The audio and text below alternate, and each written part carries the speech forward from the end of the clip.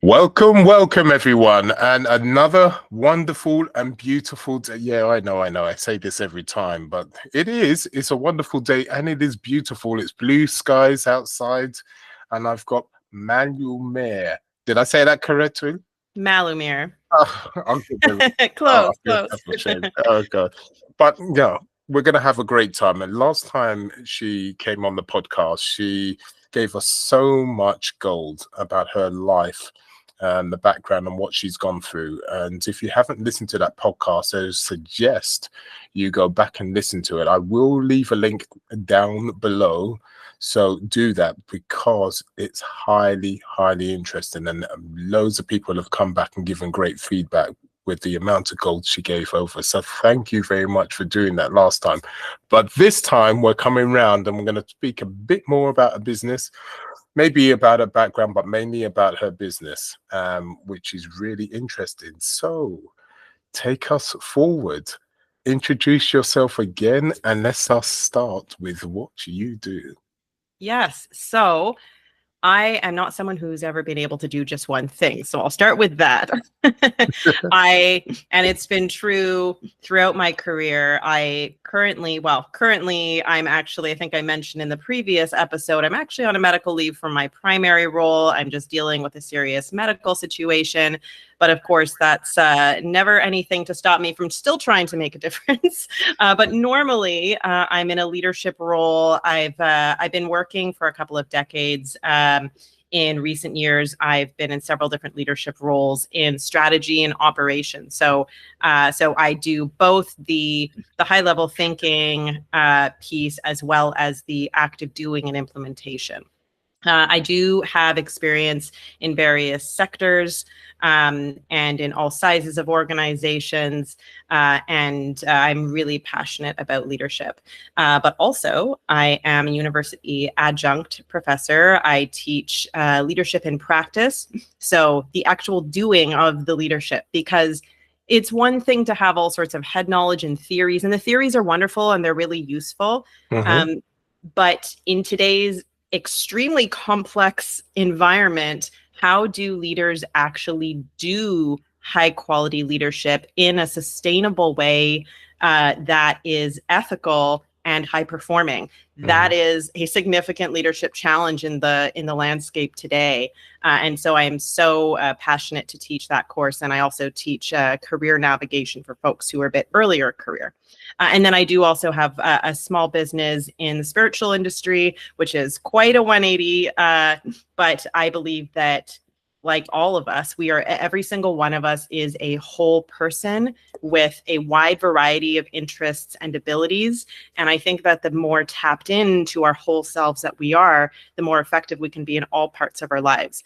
And so in my small business, I've created indie tarot decks. So, tarot cards that people like to use for reflection and journaling and divination. I've created those as well as a number of other items. So I do a lot of things. I know, without a doubt. Now, when it comes to leadership, how do we attack this? When you're trying to help leaders become greater leaders or people that want to be leaders, where do you start from? Is it a situation, do you help from the point of view where you're helping individuals, or are you helping companies learn to lead by examples? Where do you start? What's the situation there? So in terms of teaching, the people who are coming into that program, it's a master's level program at a university, and I'm teaching the second year of leadership. So these are folks who already have the theoretical basis, and now we're getting into the messy stuff of, okay, how do we do this? And so folks are coming from various types of experiences, various sectors, and they're also bringing their own identities and lived experiences into that classroom.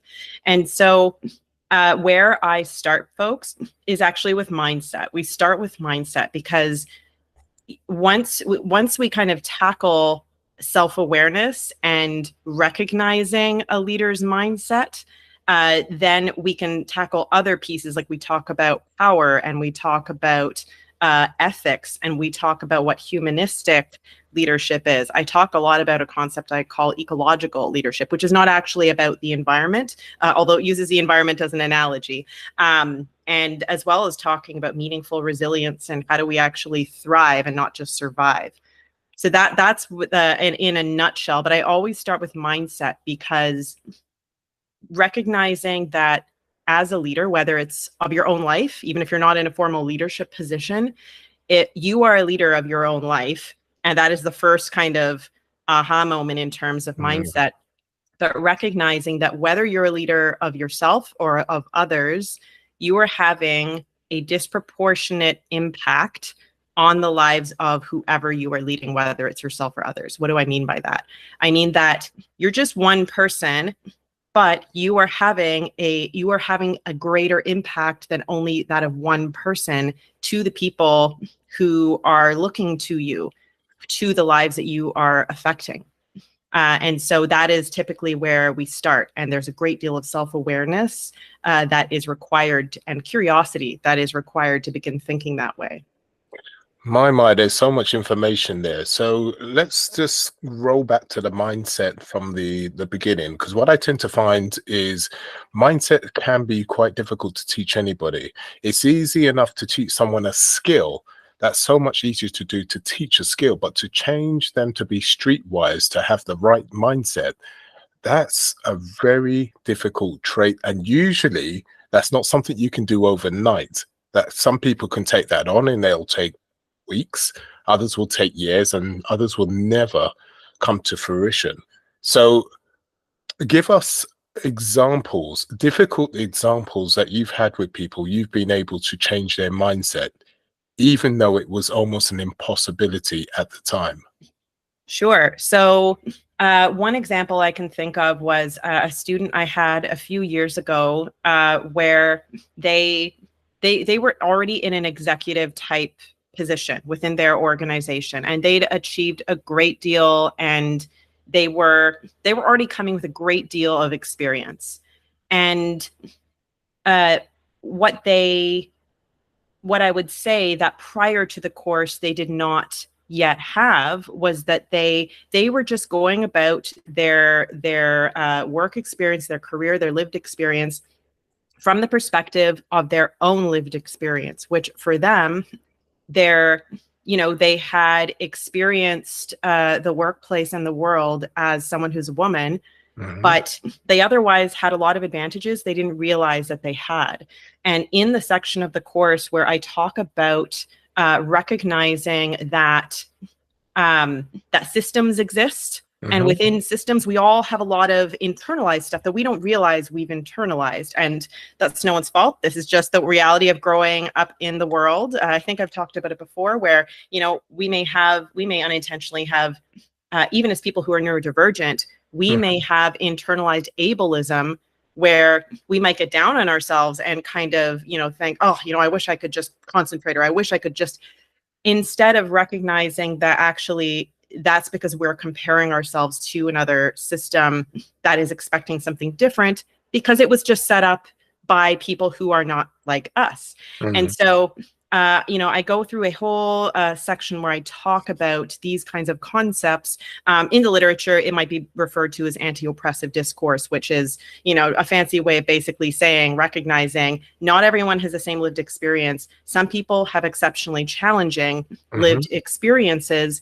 And as leaders, it is incumbent on us to actively avoid doing harm, but also not accidentally do harm because we're not paying attention to harm that could be right in front of us, right? And so during that section, I spent a great deal of time encouraging folks and working through activities to help folks think differently about their experience in the world, and how there may be other and different experiences of the same scenarios. And in doing so, people started to recognize, oh, wait a second, there's a bigger picture here. And wow, some folks are actually having a dramatically different experience than I am. And this particular student came up to me on the last day, and they'd had a bit of an aha moment the day before on the cab ride on the way into the class, where they were talking with the cab driver, and the cab driver made an offhand comment. And they came in, they were so excited. They said, normally I wouldn't have even thought about it, but I actually, engaged in a conversation with the cab driver because they had asked the cab driver to take them to to a particular building, and the building is named after someone who was a Black scholar. Okay. And so that they actually engaged in a conversation with the cab driver on this topic. And they weren't being condescending in any way. They simply had a conversation with the cab driver about what the realities would have been for a Black person to become a scholar at the time they did. And they set a bit of context and talked about actually that things can still be very challenging these days, for people who are racialized. And by the time they got out of the cab, they'd had this great conversation with the cab driver. The cab driver was also now thinking about things in a broader context. And this person realized, wow, this is real, and I can actually make an impact. So to me, it's moments like that that just fill me with the joy and passion that I have for teaching, because it means that someone actually had an aha moment, right? Because sometimes you're up there teaching and you're thinking, I want so badly for this to be integrating for people to come away really having had some aha moments, and to actually have those moments where someone comes up to you and their face is beaming and they're just telling you about this amazing, they've actually applied what they've learned. It's an incredible experience. So I'd say that's a good example. Yeah, no, without a doubt. And it's beautiful when you're a coach, a consultant, an educator that sees a student apply what's been taught to them, and not necessarily do everything you say, but apply it from their point of view, and it's a positive thing. Then you feel like you've done, oh great, someone's actually listened, and I've actually brought value in someone's life. Let's talk about the systems, because you say people already come with their system, and then you have to apply a system on their system, so to speak. Does that make sense? Because obviously you've got to change them into leaders, which means if there's anything, any kind of negativity in any way, be that a blueprint system or any way of thinking, you've got to then change that. How easy or difficult is it for you to change that mindset or the system they come with? Do you find it quite difficult for people to be stubborn in their ways because they've been working a certain way? And is it reasonably easy to be able to change that? And how would you change that in general?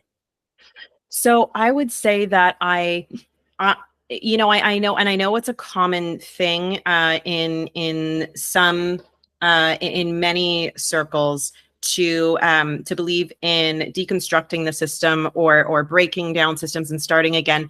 The approach I'm taking, because I come at this as a pragmatist, and as much as I would love to press a button and for there to be dramatic systems change, and as much as I believe that change is possible, what I'm actually doing is I'm trying to equip these leaders, both current and future leaders, with frameworks, and I offer different ways of thinking about the same information that is in front of them, right? So really, I'm just offering them, I'm offering them some general concepts, but encouraging them to think about what they already know in different ways, because I actually believe that people are very, very resourceful. We have so many more resources and abilities that we often don't even realize that we have. And what I see my job as an educator is you already know a lot of this stuff. And by the time you're coming into the class, you've read the materials. I offer a wide variety of materials for people to absorb. And I don't even agree. I deliberately do not agree with all the materials, because I'm not trying to tell you thou shalt think this way. Rather, I'm trying to offer you principles and suggest that you as a leader need to become clear on what your values are. Because when things are murky and things are messy and multi-layered and compounded and complex and conflated, as many issues are these days, and you as a leader have to guide through that, how are you going to know how to do that if you don't know Mm. what your core values are? So Yeah. there's a lot of time spent on values and really critical thinking. It's rather, instead of you should think in these ways, it's more about how to practice skills and activity and resources that people naturally do anyway, but that we've all often unlearned, like curiosity. I talk a lot about curiosity, and curiosity as a leader is crucial.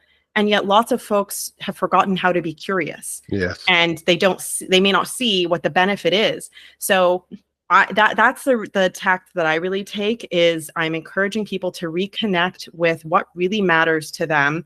I'm encouraging them to think about things from a different context, to zoom out, to zoom in. I teach people how to think strategically, because that's just a skill, right? But if you learn how to think strategically, and if you learn how to better connect with the information that you already have in your mind, because here's the thing.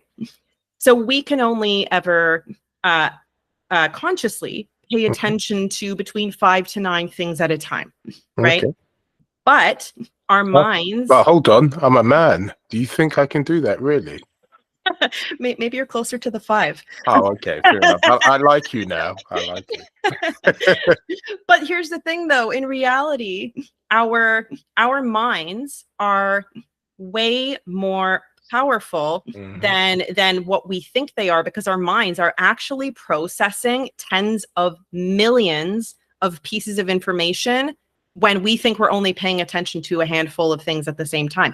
There's so much more information our mind is processing in the background, and that is a treasure trove of opportunity. So what I teach people to do is learn how to pay attention to the little flags that go up in the back of your mind that are like, hello, pay attention to me. We've often forgotten how to pay attention to that, right? Because we're focused on what we should focus on, and we must be very serious because this is business and it's serious. And we end up closing down ourselves from our own resources and information, which is not productive, right? So I'm trying to reconnect people with the processes and abilities they already have, and to value it, and to really build that self-awareness so that as they become better connected with their own resources and values, and they learn to zoom in and zoom out, they're better able to navigate the very tricky waters of leadership. Yeah, thank you for that. I mean, I resonate on that more than one level. I mean, it seems like you customize exactly with every single person you interact with for them to be independent on the way they think, rather than follow a book of rules, and be rigid in that fact. And also, as much as we may be going to a similar or same destination, the path is always different for everybody. So you've got to know how to fight that path yourself. Now that resonates with me also, because I was having a conversation with someone today, actually, and they were saying how I'm able to, like, for instance, this podcast. When I'm doing podcasts, I don't really know anything about the background of the person. I don't have any lists of questions, nothing like that whatsoever. What I do is what you're talking about, is listen, then act on what is being said, and find problems, situations, the question I need to ask. And then you have this natural progression, and it's dynamic and unique every single time with each person that I have a conversation with. Now, all I'm doing, I'm applying the same thing in my life. I do this in my life, and I'm just applying it to the podcast. And you're talking about the same thing, really. It's having the skill set to listen and react on what you hear by using a set of rules. Does that make sense? Is that correct, what I'm saying? Yeah, and I think, it's and even to build on that, it's also it's about having those aha moments, so that people don't have to think so much about rules, but more think about the values and the concepts that really resonated with them. So for example, when I talk a lot about ecological leadership, and what I mean by that, because I mentioned I'm not actually talking about the environment. What I mean by that is, to be an ecological leader, you need to think about, okay, when I'm making a decision, and in my everyday leadership, what is effective and serving me and benefiting me as a leader right now? What is serving and beneficial for my team? What is effective for and beneficial for my organization? That's right. All of these things, both now and in the future. So I call it ecological because it's like an ecosystem, right? Like you've got the birds and the plants and the flora and the fauna and the animals and the soil and the microbes and all of the things together. Like you can imagine, I think we can all remember, you know, we learned about the ecosystem back in school, and they would show a picture and it would show all the layers of the soil and the water and the trees and all of that. It's that idea.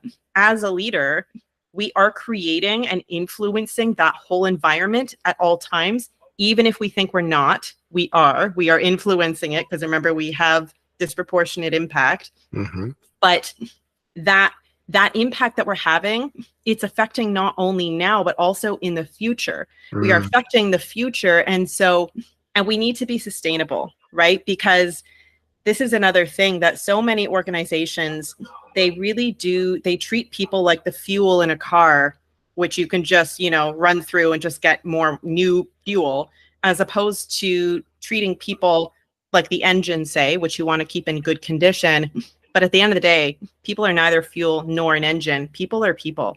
And we need to recognize that every single person is a whole person with a whole life and a whole story and a history and a lived experience. They are all of that before they're anyone's anything, before they're an employee, before they're someone's partner, before they're anyone's anything else. And that has intrinsic value.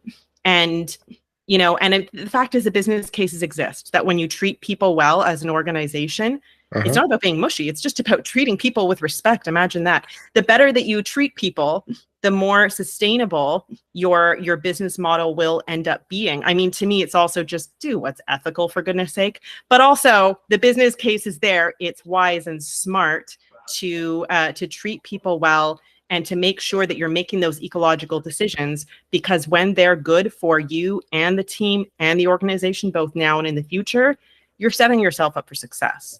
Great. So let's talk more about sustainability. So you've spoken about the situation where treating people well, that's part of sustainability. So let's talk further about that, because a lot of people don't talk about this sustainability. So let's speak a bit further now. What more can be done when it comes to sustainability? More absolutely needs to be done on sustainability. And one thing I would like to make very clear, because I'm very passionate about this topic, I've done research on this topic, on the topic of resilience, because, you know, we hear a lot, oh, you got to be resilient, you know, and then there's resilience training offered at work, and there's billions of dollars spent across the globe, you know, in corporate workplaces on wellness and well-being programs, which is great. It's great to invest in well-being programs. But the issue with the way that resilience is being used when it's applied to employees is it tends to be, well, you know, you got to be resilient. Just keep punching above your weight. You know, we small but mighty, and all these terminology, which just really tells you, well, just keep going. Who cares? Have a tea, take a nice bubble bath from time to time, take a vacation day every now and then, I suppose, but just keep going. That's not resilience. That's not resilience, and it's not sustainable, right? About 43% of the workforce globally is burnt out or burning out. That's bad. That's huge. That's really bad. Burnout is not a thing to ignore. It is not a par for the course. It is not acceptable. It leads to all sorts of medical issues. It can lead to disability. And also, people are not doing their best. If they are burning out, if they are at the point of burnout where they have not yet been forced off the job due to being hospitalized or due to other medical conditions, you're not getting their best. They're not feeling their best. They're not contributing in a way that feels good. And you're not getting the best performance. They're not going to be thinking clearly. This is not, it's really a problem. But here's where I take issue, and here's where I think about it from a leadership perspective. Okay. So much onus is put on the individual. Well, you need to have better boundaries. You need to take your vacation time. Stop working so many hours. All this onus is put on the individual. And sure, it's good to have boundaries, take care of yourself, blah, blah, blah. But when you look at the World Health Organization definition of burnout, it refers to unrelenting workplace, like chronic stress that is insufficiently managed. The managed part, that actually refers to it being a leadership problem. It is an organizational responsibility. It is not on the individual to manage it, because individual staff do not control or manage the work that is assigned to them. It is an organizational issue. And so when we talk about sustainability, we need to be pragmatic and recognize that when people are always on urgent mode, when everything is urgent and everything has to get done now, well, we're losing sight of what is actually important, and you're just not going to get the best of people. Everyone understands that from time to time, things go off the charts busy, but they cannot stay like that. Okay, so as an analogy, I can't run right now because of my medical situation, but normally I'm a runner. But the longest I've ever run is a marathon. But I have friends who are ultra marathon runners, which means that they will go and do 100-mile, not kilometer, mile run. Here's the thing. They're not running the whole time. I've had conversations with them about this. I'm like, how do you run for 100 miles without dying? And they're like, well, actually, you can't. You can't run 100 miles. How do you do it then? How you do it is that you run for a short distance and then you power walk. Like you're just it's like almost like you're hiking. So you're walking, running, walking, running, walking, running, walking, running. You are not running the whole time. And the second thing is you're not running fast. When you're running, you're not going fast. You are doing like an easy jog. When we apply this to the workplace, it's the same concept. Our careers are a long career. It's a long haul. You cannot sprint the whole way. Right? It doesn't function because the mind is not designed for that. We are designed to also have rest. We must get sufficient rest.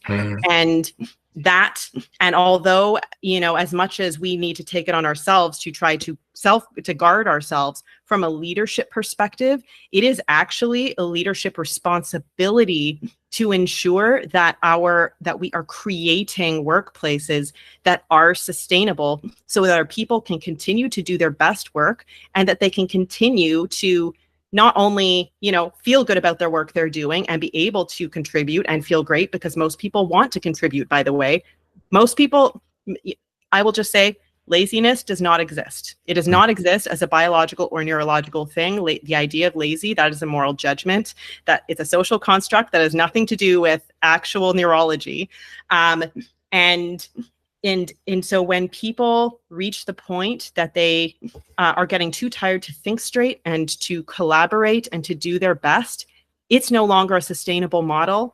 And why wouldn't you want a sustainable model as a business leader, right? I can tell you from my own experience, because this is how I have led teams. And yes, it can take time to set the environment in a way that is psychologically safe and that is collaborative and that is high performing, but that you're going to take the time anyway. Whether or not you intend to, you're creating a work environment for your teams. So the time is going to pass anyway. Why don't you spend the time making sure that it is sustainable? Because I can tell you as a leader, it is actually less effort when you take the time to make a genuinely psychologically safe environment that your team feels is safe. You don't get to decide whether or not it's safe. They'll decide if you have created a safe environment. You can have the intention, but they get to decide if you actually succeeded. But you're going to set that time up anyway. Put in that intentionality, and guess what?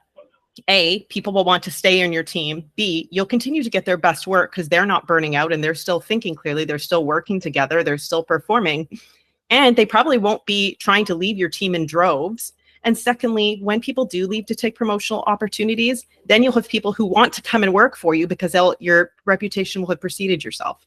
So it just makes sense. It just makes sense. Anyway, I went on quite the tangent there. I get very passionate about the subject matter because it is so possible to do. And yet we need to see a lot more of it in the leadership landscape. No, no, no, no. You're right to say what you said, and that's why I left you to say, because it was the right thing to do. So what we can say about leadership is not only about being efficient with helping workers be efficient with working, but as leaders, we are very much responsible for their well-being. And that has really, when I think about it, that has to be the mainstay when it comes to being a leader, because without the well-being of a person, they can't be efficient for a long period of time, as you was talking about the analogy of, with the fast pace, slow pace, etc., etc. We can't be sustainable with the workforce. Otherwise, you're going to have a high turnover, bad reputation, etc., etc. And that's not good for the team, really, seeing this. So let's talk more about well-being, as it's such a massive thing, a very important thing. You've already spoken a bit about the well-being and what can be done. What more can be done when it comes to well-being?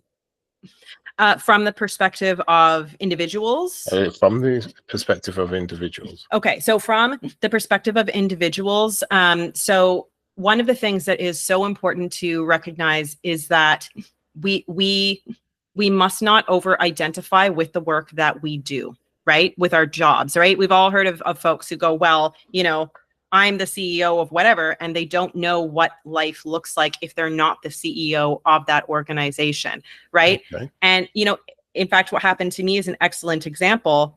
I have built up my career over all these years, and then I had to go on medical leave from my primary role because my body forced me to, and I was dealing with a very unexpected situation. So, and now I also couldn't run. I couldn't do some of those other things that I enjoy doing. And I can't even read right now, reading, because of the way that whatever this condition is affecting my eyes and my brain.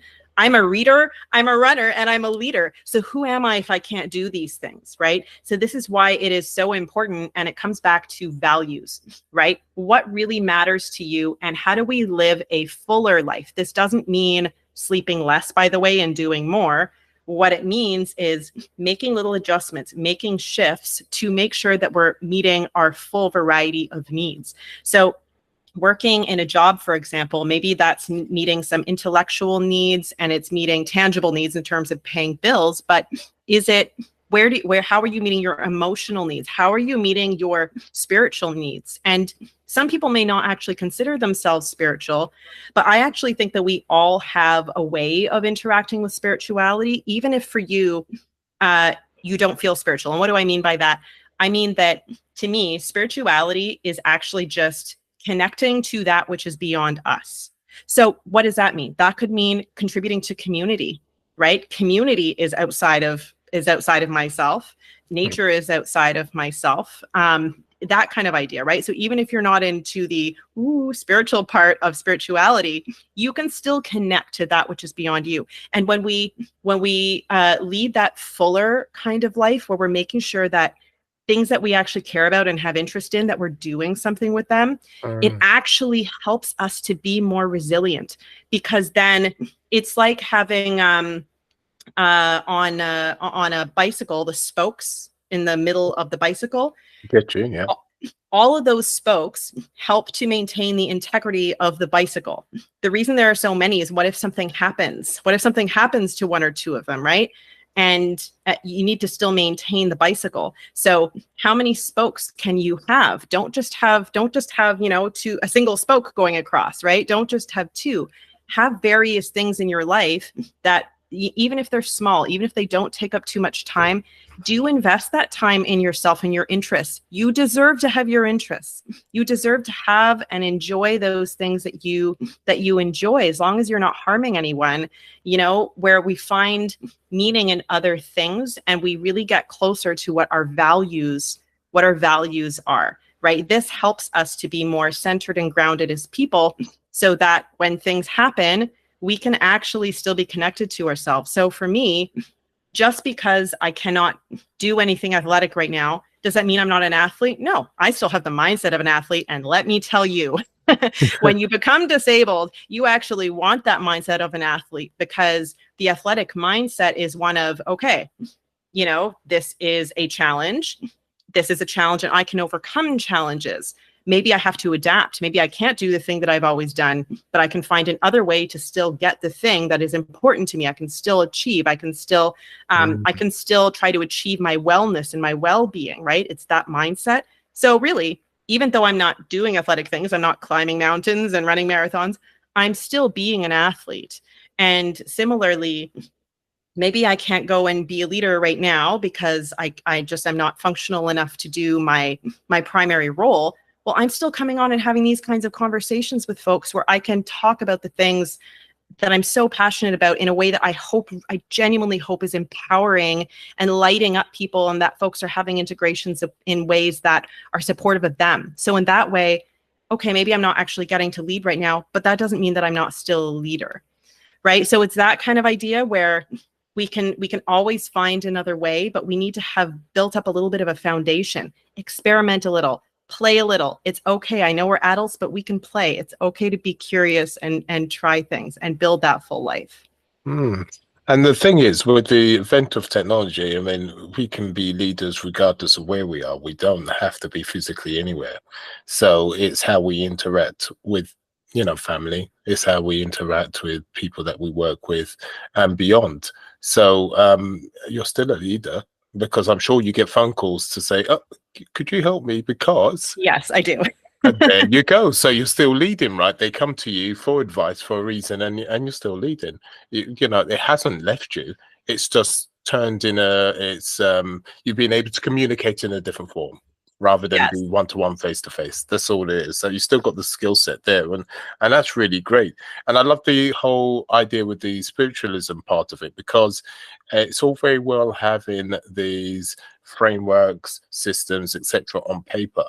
But it's another thing when you need a whole ecosystem, so to speak, So as much as you've got these things on paper, but also you need the spiritualism and all these other things that interconnect, which help you become a great leader, some empathy, and so on and so on. And this helps to create that sustainability, understanding where people are coming from, and also getting that loyalty. You get loyalty through looking after people and doing the right thing, and then you don't have this big turnover of staff and so on and so forth. But just the feeling of doing the right thing, isn't that great? And you so eloquently just described with the spokes of the wheel. It's so important from the networking point of view, having the people and reaching out. So not only taking, but also reaching out. What can I do as a person to help, so-and-so person or the community, etc. And that's how you rise to set yourself goals, right? To become better, to reach out further. What do you think of that whole process, and how would you go further with that? Absolutely. And I think it's such an important point in terms of networking, because, you asked, well, I'm sure people still call you up. I mean, the fact is that although I'm not talking to people who are from my workplace, from the teams that I was leading, they're all, they're functioning well and they're doing their thing. But I do have a very broad network of people, and people regularly reach out and they're like, you know what, do you have time for a quick phone call? I know you're going through a lot, do you have time for a phone call? I'm going through some stuff. I'd be, really value kind of just chatting through it, or just doing little check-ins, via messaging with people, and, or people reaching out via messaging and saying, well, thanks for checking in. Things have been a little rough lately. And the fact is that as we build networks, and I always encourage people to, networking is not just about looking for a job. It's not just about a professional network, because sometimes that can be very limiting when we tend to think of, well, let's say someone works in, sales of restaurant supplies. Well, you don't only want a network of people people who will purchase restaurant supplies. It's also smart to have a wider range of networks across sectors, across kinds of work, across levels of work, because it's as you said, it's not just about what is benefiting you, because that whole ecological way of thinking, I actually think is a really useful way of approaching life, right? And approaching our connections with other people.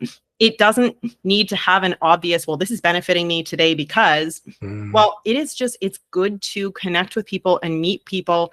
You know, there was one person, there was someone who once interviewed me who asked, you know, of who did I want to meet with and have dinner with. I think they asked who, you know, if I had to name 3 people, who would I want to have dinner with? And they were supposed to be influential people.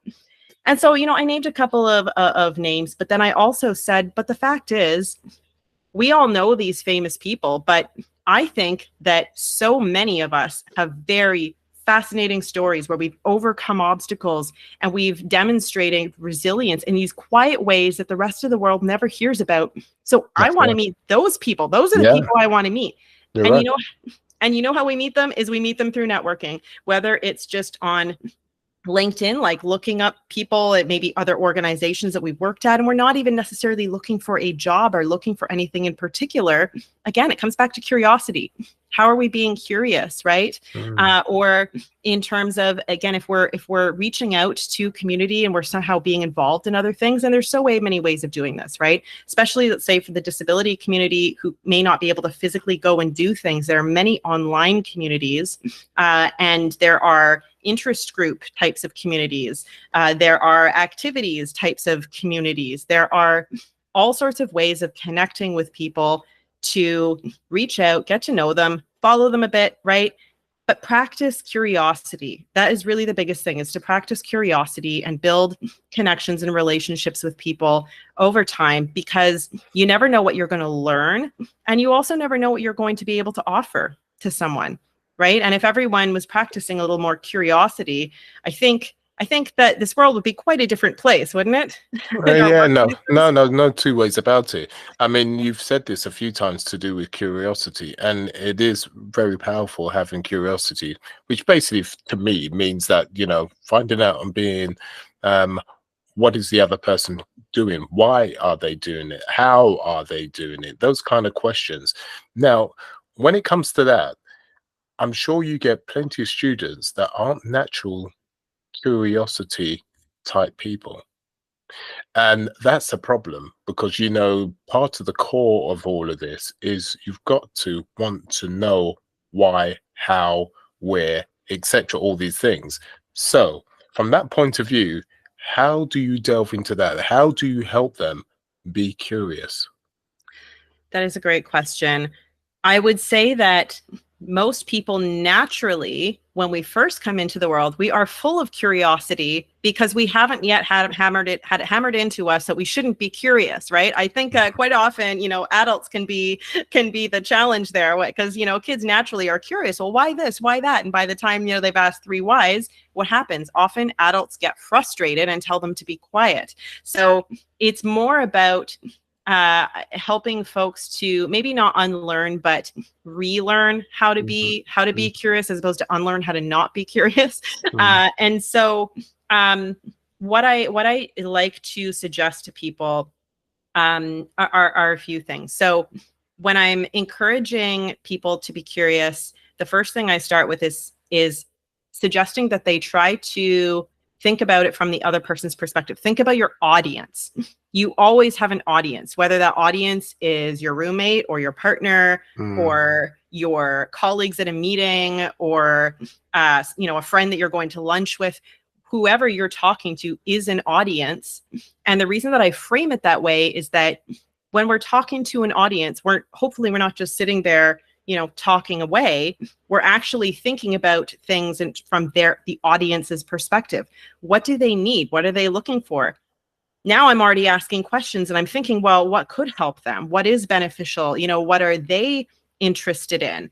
And so that's one thing I would suggest, is first start with the mindset in terms of thinking about not just listening to people, but really paying attention and trying to understand from other people's perspective.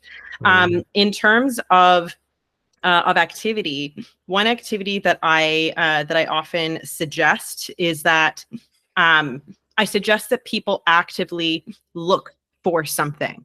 look for something specific. And it could be something as simple as, look, in the spiritual community, I might say, look for a sign.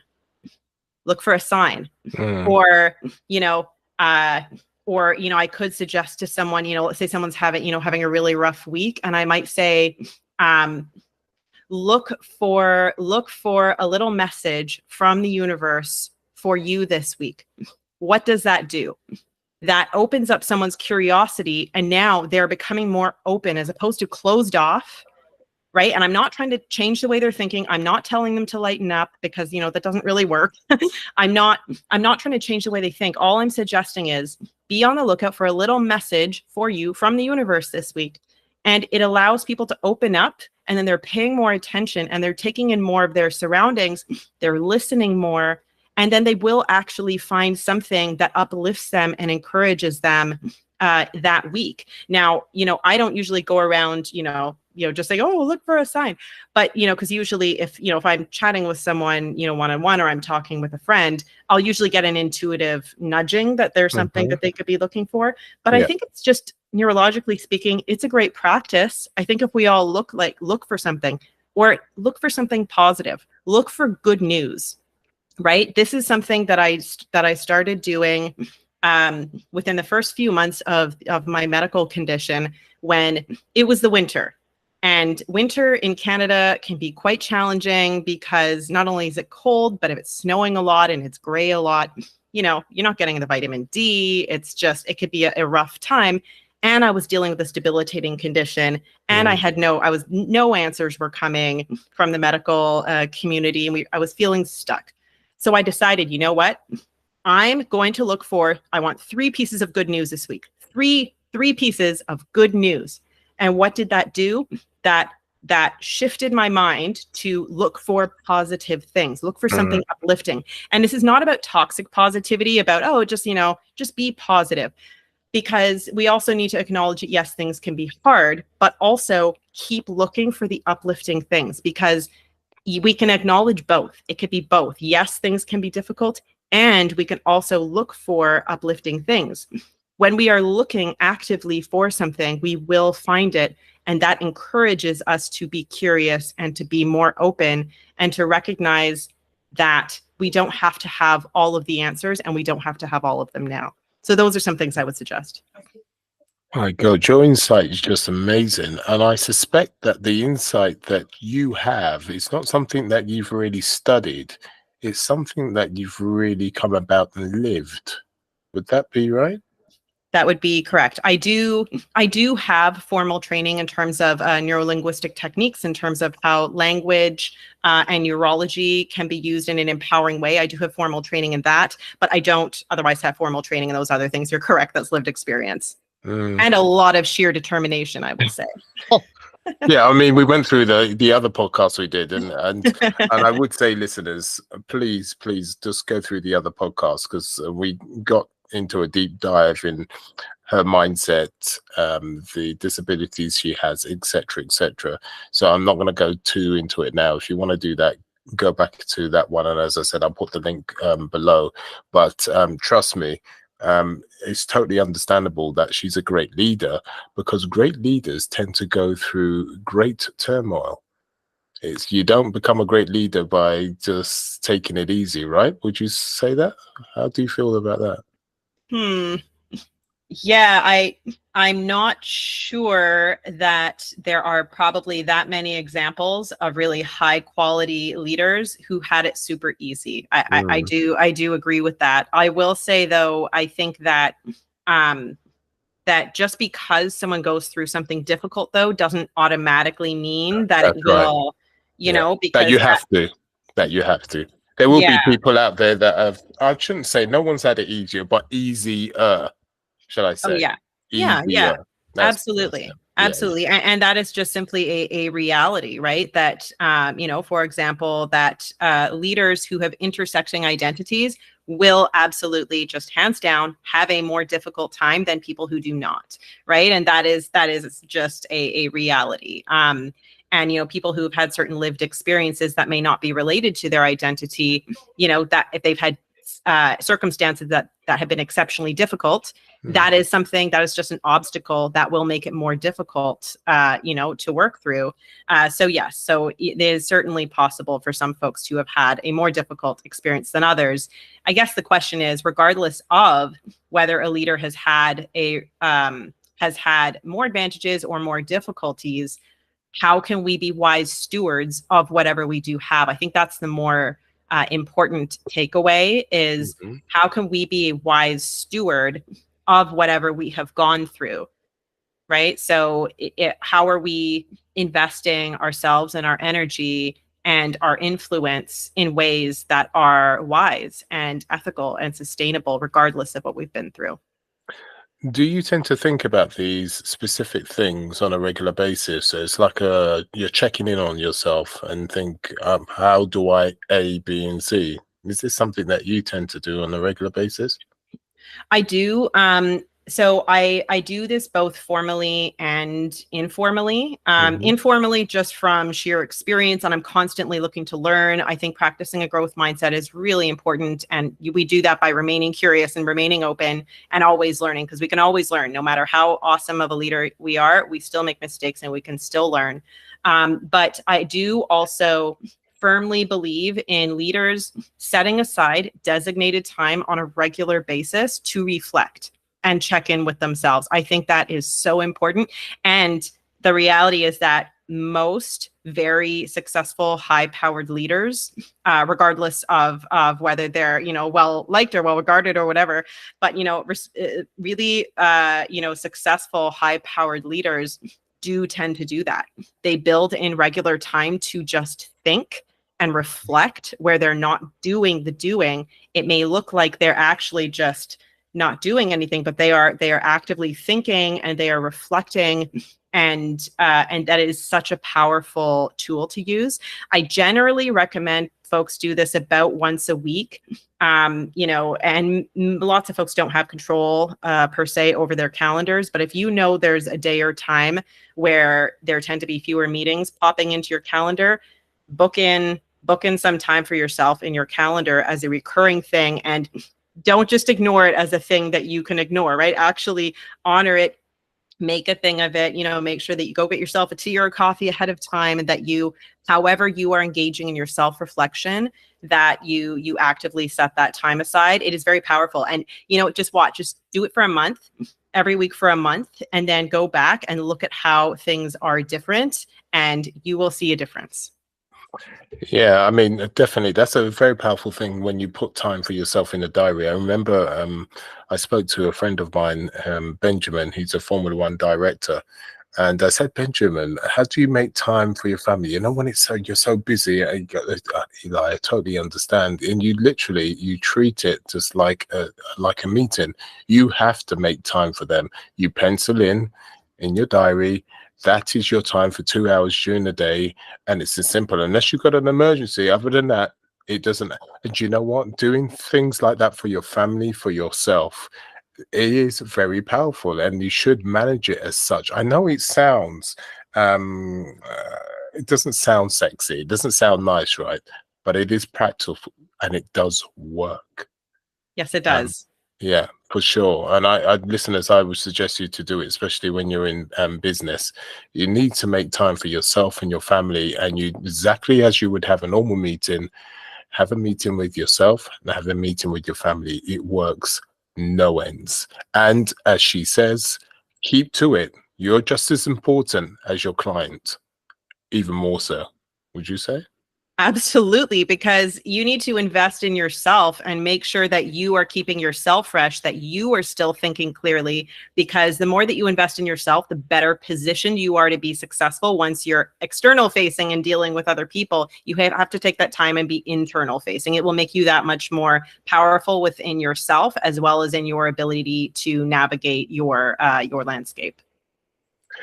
And with that said, I think I'm going to put a line in the sand, because as always, I could speak to you forever and ever, because you've got so much gold and so much information. And the thing is, you're always smiling, as my dad would say, when you smile, it's sunshine. That's what he would say. For sure. Is there anything you want to sum up to help people that we haven't really touched on? Is there anything before we sum up? No, I think we've touched on so many important things. I think it's just, for people who are aspiring leaders, current leaders, or even if you're just the leader of your own life, you are worth the time to invest in the things that you value and the things that you just genuinely enjoy. Not everything has to serve the clear purpose. It does not have to be, quote, air quotes, productive. If you are doing something aligned with your values and that you enjoy, you are actually nourishing yourself. And that self-nourishment is going to make you that much more effective in business. Yeah, and that's very good advice, for sure. And how do they contact you if they want to be able to use your services or want some advice from you? What should they do to get? Obviously, I'll put information down below, but how do they contact you? Sure. Yeah, people can reach out on LinkedIn. I'm the only Malumiere Logan on LinkedIn, and then also my website is acornandburdock.ca. But LinkedIn is probably the best way to reach me. Great, and thank you, and thank you for coming on a second time. I am blessed for sure to be able to come on a second time. So, with that said, listeners, I'm going to say goodbye. We'll see you next time when we say sayonara.